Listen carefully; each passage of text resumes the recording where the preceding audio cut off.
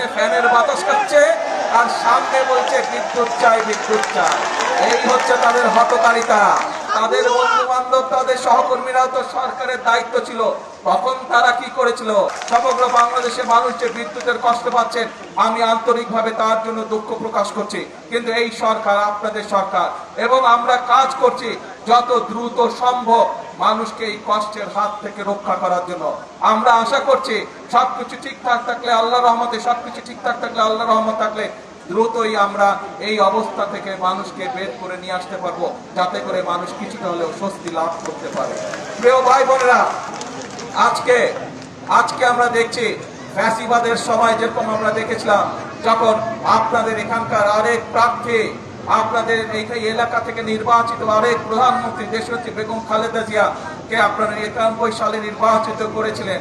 উনি যখন 91 সালে দেশ পরিচালনার দায়িত্ব পেয়েছিল, তখন দেশ পরিচালনার দায়িত্ব পাওয়ার পরে আমরা দেখেছি যেই ফ্যাসিবাদকে এই দেশের মানুষ এই দেশ থেকে বিতাড়িত করে দিয়েছে, সেই ফ্যাসিবাদ বলেছিল 1 মিনিটের জন্য বিএনপি সরকারকে শান্তিতে থাকতে দেব না, সেই 91 সালে বলেছিল।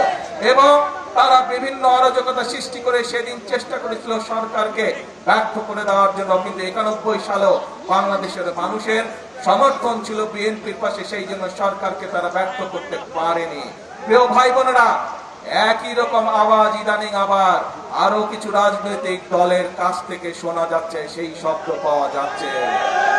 আমরা দুদিন আগে দেখলাম একটি রাজনৈতিক দলের কিছু সদস্যরা প্রতিবাদ করছে গ্যাস দে বিদ্যুৎ দে, হারিকেন সামনে নিয়ে বসে আছে। দেখেছেন ছবিটা? হারিকেন সামনে, পিছনে কিন্তু এরকম ফ্যান চলছে, তাদের পিছনে ফ্যানের বাতাস খাচ্ছে আর সামনে বলছে বিদ্যুৎ চাই বিদ্যুৎ চাই। এই হচ্ছে তাদের হঠকারিতা। ছবিটা ভালো করে দেখেন, পিছনে ফ্যান ঘুরছে, ফ্যানের বাতাস খাচ্ছে, আর এইদিকে কেরোসিনবিহীন হারিকেন নিয়ে বলছে যে বিদ্যুৎ দে বিদ্যুৎ দে। প্রিয় ভাই বোনেরা, এই হচ্ছে তারা, তাদের বন্ধু বান্ধব তাদের সহকর্মীরাও তো সরকারের দায়িত্ব ছিল, তখন তারা কি করেছিল?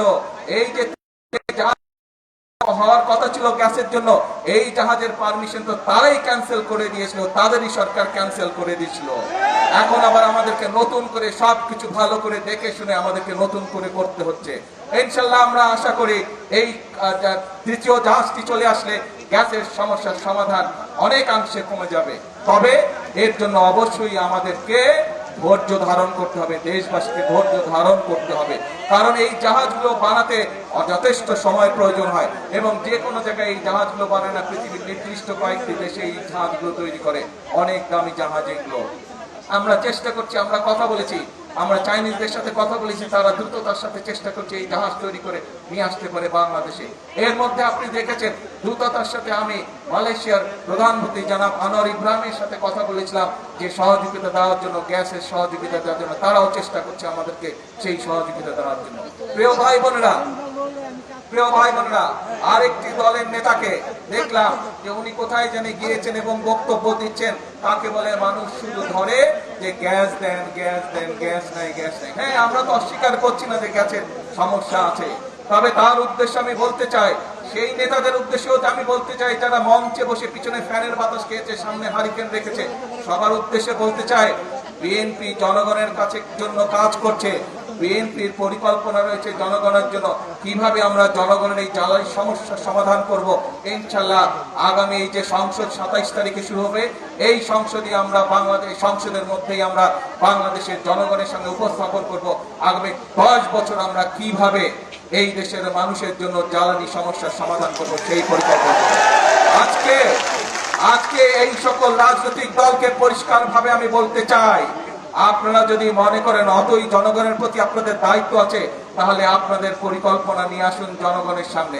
আপনাদের পরিকল্পনা যদি আগামী 3 মাসের মধ্যে সমস্যার সমাধান করে দিতে পারে, তাহলে আমি আপনাদের পরিকল্পনায় গ্রহণ করব।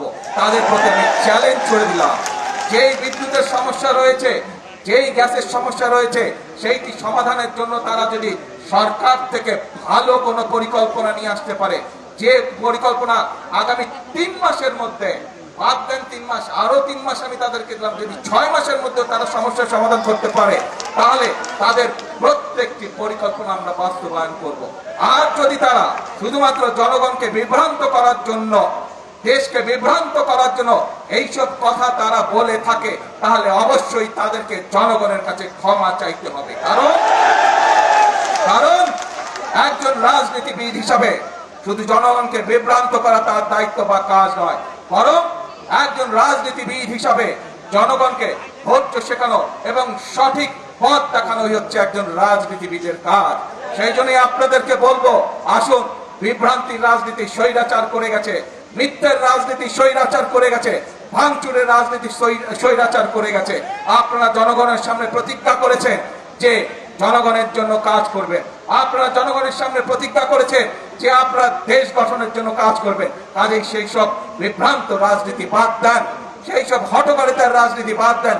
আসেন, জনগণের জন্য কি করতে পারবেন, কি পরামর্শ আপনাদের দলের মধ্যে আছে সেটি জনগণের সামনে তুলে ধরেন। কি পরিকল্পনা আপনাদের মাথার মধ্যে আছে যা জনগণের উপকার করবে, যা দেশের মানুষের উপকার করবে, সেটি জনগণের সামনে উপস্থাপন করেন। রাস্তায় বসে ভাঙচুর করা, রাস্তায় বিশৃঙ্খলা তৈরি করার দিন শেষ, সেই রাজনীতি শেষ।